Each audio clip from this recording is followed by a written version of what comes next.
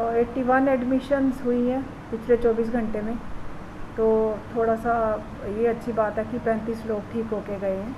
नहीं तो इस सेकंड सर्ज में एक जो ट्रेंड है कि बहुत सिक पेशेंट्स रिपोर्ट कर रहे हैं हॉस्पिटल को, जैसा कि आज पिछली वेव में ऐसे बिल्कुल नहीं था।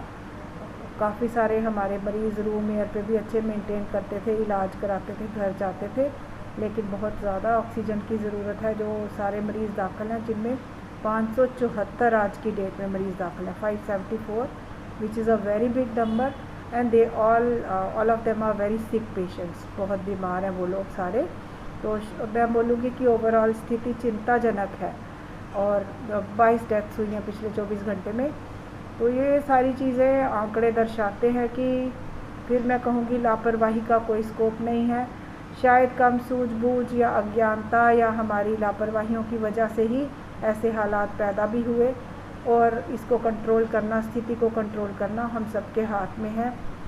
हर एक की व्यक्तिगत जिम्मेवारी मैं फिर से कहूँगी, जिसमें हमें अपने आप को इन्फेक्शन से बचाना है। जो इन्फेक्टेड है उनको आगे बीमारी फैलने नहीं देनी, आइसोलेट करना है।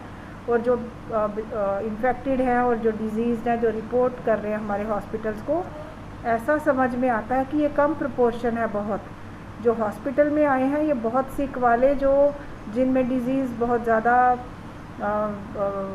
मेरे को लगता है डिज़ीज़ का एक क्लिनिकल स्पेक्ट्रम है, और कोई लोग एसिम्प्टोमेटिक रहते हैं, कोई माइल्ड सिम्प्टोमेटिक्स होते हैं, कोई थोड़ा बहुत सिम्टम्स बुखार या ज़ुकाम या ऐसा। लेकिन ये अनफॉर्चुनेट ज़्यादा एक्सट्रीम सीवियरिटी के केसेस ही हमारे पास रिपोर्ट करते हैं, लेकिन ये ओवरऑल पैंडमिक का बहुत कम हिस्सा ही है। तो समझने की बात है कि पैंडमिक काफ़ी ज़्यादा एस्टेब्लिश्ड है हमारे जम्मू रीजन में। इसलिए बचाव के जो सारे तरीके हैं बार बार याद रखने की ज़रूरत है। कोविड अप्रोप्रिएट बिहेवियर, जिसमें मैंडेटरी है मास्क पहनना, सोशल डिस्टेंसिंग का कोई बिल्कुल कोई उसके अलावा कोई दूसरी राय नहीं है, गैदरिंग्स का कोई स्कोप नहीं है, हैंड सैनिटाइजेशन, धोते रहिए हाथ, हैंड सैनिटाइज करते रहिए। तो यही तरीके हैं कि हम अपने आप को बचा रहे हैं। खुशकिस्मती से अब यूथ के लिए भी वैक्सीनेशन शुरू हो चुकी है। तो शीघ्र अतिशीघ्र सारा हमारा जो यूथ है 18 से 44 ईयर्स एज ग्रुप लेके जिसको हम चल रहे हैं, वो भी आगे बढ़ चढ़ कर आएँ, वैक्सीन करवाएं, ताकि एक लेवल ऑफ हर्ड इम्यूनिटी, एक कम्युनिटी में ही वायरस एस्टेब्लिश ना हो सके, एक इसका लेवल बन जाए इम्यूनिटी का, जिसको हर्ड इम्यूनिटी बोलते हैं। क्या वेंटिलेटर हमारे पास अवेलेबल है, लेकिन फिर भी लोग क्यों नहीं भरोसा कर रहे? वेंटिलेटर हमारे पास काफ़ी हैं, लेकिन 87 अगर आईसीयू बेड्स है तो सारे के सारे ऑक्यूपाइड हैं।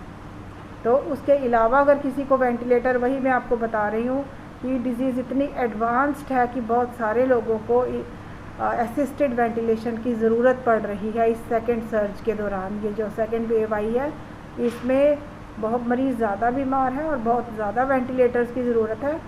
काफ़ी वेंटिलेटर्स थे, अगर हम कंपैरेटिव सोचें तो इतने ज़्यादा आईसीयू बेड्स इतने काफ़ी टर्शरी केयर इंस्टीट्यूशंस में होते भी नहीं हैं, लेकिन हमारे पास थे भी, उसके बावजूद वो पूरे नहीं पड़ रहे, मरीज़ों की संख्या बहुत ज़्यादा है। सर, जो एक्चुअली जब आइसोलेशन में जो अटेंडेंट्स हैं मास्क डाल के जा रहे हैं और उसके बाद वो कुछ खाने पीने के लिए पूरे हॉस्पिटल की रोमिंग कर रहे हैं, घूम रहे हैं, उनके लिए क्या पाबंदी लगाने जा रहे हैं? उसकी काफ़ी हमने चेक किया है और रेस्ट्रिक्टेड एंट्री है, बिल्कुल एंट्री पे ही एक रजिस्टर रखा है, जो बहुत ही जिनका मिलना ज़रूरी हो, जिनके मरीज़ों को उनकी ज़रूरत है। और कई अटेंडेंट ऐसे जो खुद भी पॉजिटिव हैं, पॉजिटिव अटेंडेंट्स को ही अंदर जाने दिया जाता भी है। और मास्क के बिना तो कोई मतलब ही नहीं, इन्फेक्टेड या नॉन इन्फेक्टेड, हमारे कोविड वार्ड्स में, कोविड केयर एरियाज़ में, नॉन कोविड में, मास्क के बिना हॉस्पिटल के अंदर बाहर कहीं भी मेरे को लगता है कि कानूनी जुल्म ही माना जाना चाहिए। ये तो कुछ ऐसी बात कुछ समझ में भी नहीं आती कि मास्क के बिना कोई ऐसा घूम रहा होगा, वो भी कोविड। मास्क लगा के पूरी हॉस्पिटल में घूमता है।